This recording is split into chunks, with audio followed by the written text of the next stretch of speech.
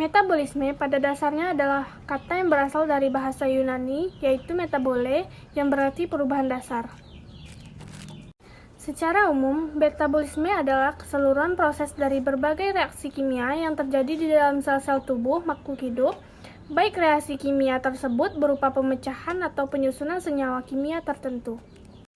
Dapat disimpulkan bahwa metabolisme ialah rangkaian pertukaran antara zat-zat kimia dengan lingkungan tempat asalnya. Anabolisme yaitu menggabungkan molekul-molekul kecil menjadi makromolekul yang lebih kompleks, memerlukan energi yang disuplai dari hidrolisis ATP. Proses ini akan terjadi di tubuh jika tubuh memperbaiki jaringan yang rusak, menghasilkan hormon, dan sebagainya. Anabolisme akan menghabiskan energi berbagai zat di sel yang telah dikumpulkan, lalu akan diubah menjadi suatu zat yang baru yang akan dipergunakan oleh tubuh. Contoh reaksinya yaitu jika glukosa ditambah glukosa, maka energi akan berubah menjadi glikogen. Lalu jika gliserol ditambah asam lemak, maka energi akan menjadi trigliserida. Dan yang terakhir, jika asam amino ditambah asam amino, maka energi akan berubah menjadi protein. Metabolisme adalah reaksi untuk menghasilkan energi dengan cara mengurai senyawa organik, seperti pemecahan glukosa menjadi pirufat oleh proses respirasi seluler. Contohnya, karbohidrat dari nasi yang kamu makan akan dipecahkan menjadi glukosa.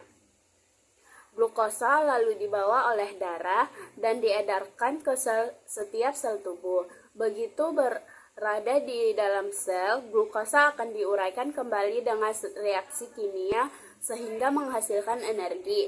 Inilah yang disebut sebagai katabolisme. Energi dari katabolisme selanjutnya dapat digunakan dalam berbagai fungsi tubuh. Di sini saya akan menjelaskan tentang proses metabolisme karbohidrat.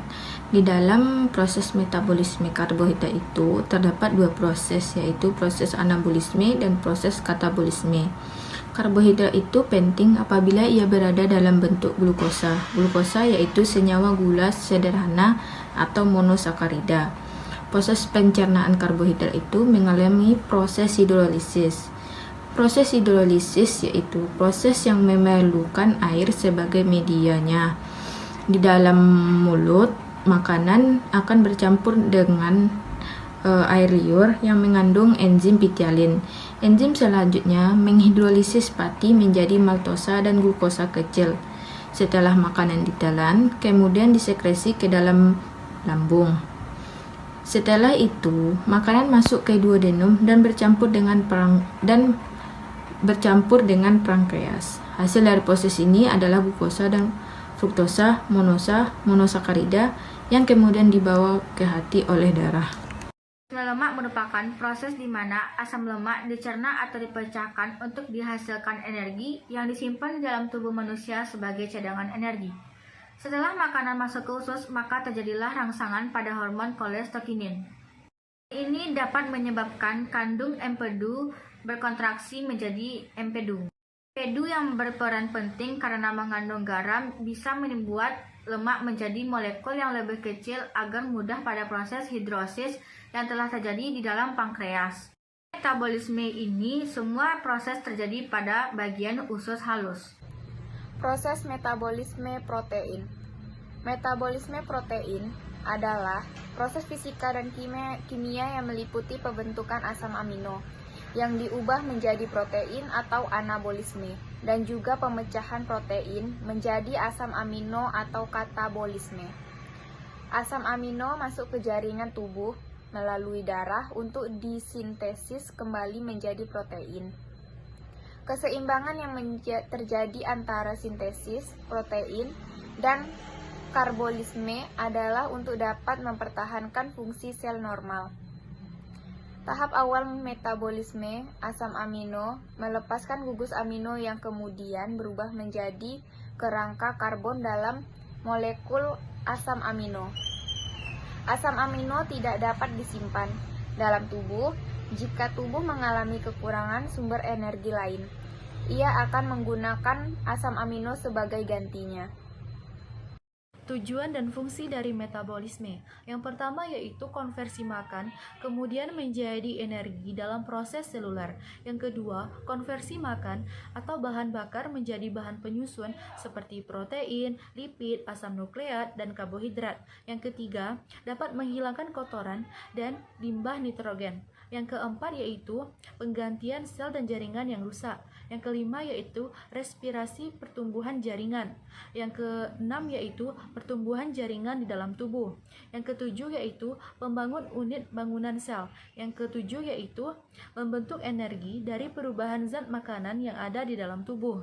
Faktor yang mempengaruhi tingkat metabolisme. Laju metabolisme setiap orang berbeda-beda, dipengaruhi oleh beragamnya faktor. Bila metabolisme tubuh rendah, ada beberapa cara untuk meningkatkan metabolisme tubuh.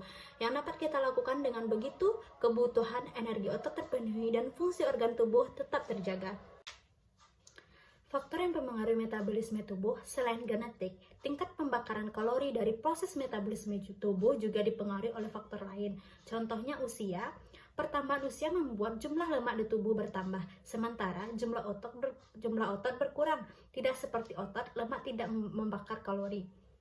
Yang kedua, jenis kelamin. Dibandingkan wanita, laki-laki umumnya memiliki massa otot yang lebih besar. Semakin besar massa otot, semakin banyak energi yang dibakar saat bergerak.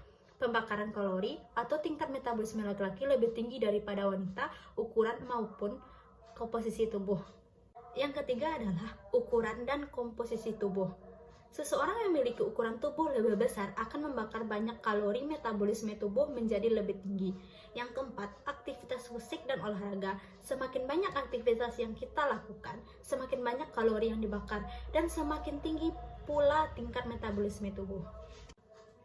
Cara meningkatkan metabolisme tubuh. Yang pertama, tidur yang cukup. Kurang tidur dapat mengurangi jumlah kalori yang dibutuhkan tubuh. Yang kedua, sering bergerak dan rutin olahraga. Yang ketiga, lakukan latihan angkat beban. Merupakan suatu bentuk latihan yang baik untuk meningkatkan metabolisme. Yang keempat, konsumsi minyak sehat. Yang kelima, perbanyak asupan protein. Yang keenam, perbanyak minum air putih. Tanda seorang mengalami gangguan metabolisme yaitu sering merasa lelah setiap saat, berat badan naik, mustahil menurunkan berat badan, rambut rontok, kulit kering, sembelit, depresi, suka mengkonsumsi gula, sering merasa sakit kepala, merasa kedinginan setiap saat. Jadi, gangguan metabolik adalah semua penyakit yang menyebabkan gangguan metabolisme karbohidrat, protein, dan lemak. Ada 3 jenis penyakit atau gangguan metabolik. Yang pertama, gangguan metabolisme karbohidrat, seperti penyakit diabetes, yang mengakibatkan kadar gula dalam darah meningkat. Yang kedua, gangguan metabolisme protein, seperti penyakit fenilketonuria, terjadi ketika kadar asam amino atau protein fenilanin dalam darah terlalu tinggi. Yang terakhir, gangguan metabolisme pada lemak, seperti penyakit xanthoma, yaitu penyakit gangguan pada kulit yang muncul akibat adanya penumpukan lemak di bawah permukaan kulit.